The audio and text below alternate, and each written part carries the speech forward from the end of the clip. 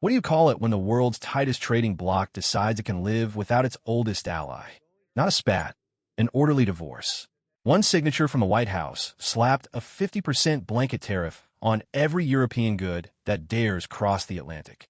48 hours later, Brussels torched a €43 billion Boeing order and started rerouting supply chains through Canada. That single policy shock now hovers over a projected $2 trillion swing in global commerce. While Washington thumps its chest about leverage, the EU is quietly redrawing the trade map and writing no U.S. required in the margins. By the time America looks up from its tariff scoreboard, the door could already be bolted shut. The chain reaction started May 30th, when President Trump declared negotiations dead on arrival and ordered the 50% tariff to hit on June 1st. European markets instantly bled, down to 1% in a day, but the deeper cut landed on Boeing. Lose Europe, and Boeing forfeits its biggest export customer ever recorded. Bloomberg's math says up to $2 trillion in U.S. EU trade could vaporize over the next decade if Brussels retaliates at full force. Former EU negotiator Ignacio Garcia Bercero put it bluntly, escalation isn't a threat, it's the only option left. So Brussels escalated. A €95 billion counter-tariff list is already drafted, and the Commission froze that headline Boeing contract before the ink on a U.S. tariff had dried. Reuters says Ryanair's separate $30 billion order for 737 MAX jets is under review. CEO Michael O'Leary now warns that Boeing's post-tariff cost surge, up to 14% on critical components, makes all alternatives fair game. Cue a 3.4% jump in Airbus shares, and, for the first time, serious hallway whispers about China's COMAC sneaking onto European runways. What was once unthinkable is now being modeled in Brussels spreadsheets. The counterpunch wasn't confined to aerospace. Brussels aimed where it hurts politically. Harley-Davidson, Levi's, peanut butter. Harley's 2024 EU sales cratered 30%. The company projects a $145 million revenue hole through Q3 2025.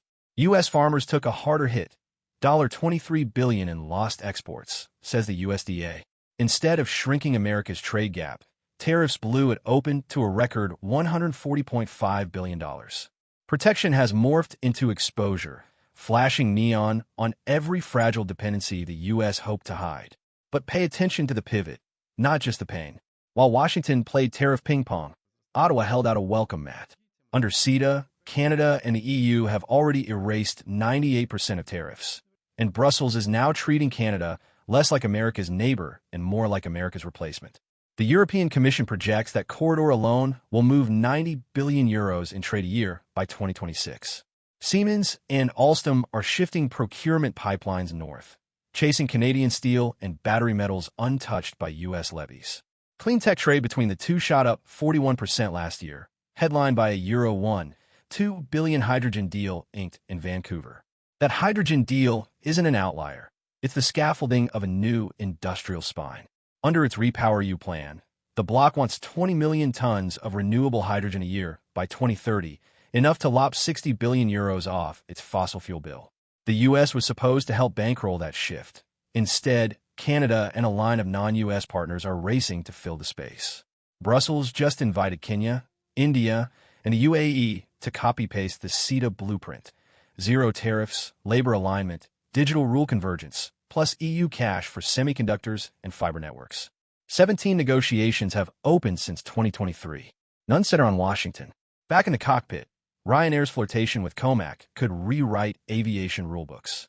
If Europe's largest low-cost carrier signs Chinese, Boeing's loss isn't just revenue, it's global regulatory clout. FAA standards built aviation's lingua franca. A COMAC breakthrough inside the EU fractures that codebase. Airbus wins today, but tomorrow's blueprint for flight certifications may feature Beijing as co-author. Meanwhile, U.S. consumer icons are absorbing collateral damage. Land O'Lakes says EU dairy tariffs triggered immediate operational strain.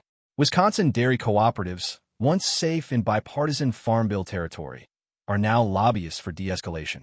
Yet the calendar is merciless. Brussels has paused its first €21 billion retaliation basket only until July 15th. If no truce materializes, the €95 billion list activates by July 14th. Yes, a day earlier. Even White House aides admit off-camera the president's posts are not formal policy. Brussels is treating them as gospel, and the markets know it.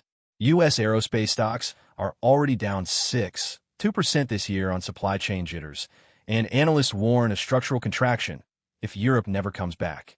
Canadian steel exports to Europe jumped 24% in Q1 2025. Airbus is hiring, while Boeing weighs layoffs in Seattle. The scoreboard is not trending Washington's way. But step back. This isn't a tariff tit-for-tat. It's a controlled unwinding of the Western trade consensus. One tariff, one contract, one partnership at a time. Europe is rewiring its commerce to insulate itself from America's policy mood swings. Chrystia Freeland called it a strategic partnership in the Globe and Mail.